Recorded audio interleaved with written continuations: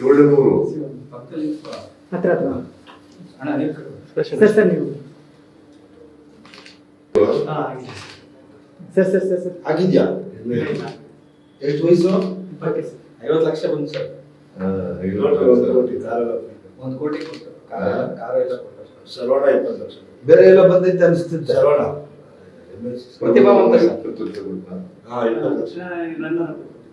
Runner second ಬಂತಲ್ಲ ಇವ್ರಿಗೆಲ್ಲ ಸುದೀಪ್ 10 ಲಕ್ಷ ಕೊಟ್ಟ ಸರ್.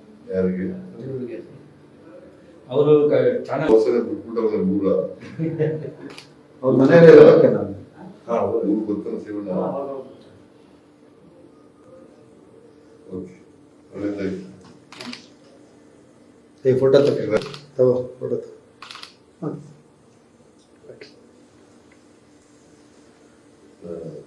ನಿಮ್ ತಂದೆ ತಾಯಿ ಏನ್ ಮಾಡ್ತಾವ್ರೆ?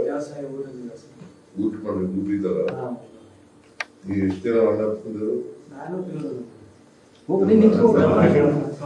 ಸರಿ ಸರ್ ಅಣ್ಣ ನೀವು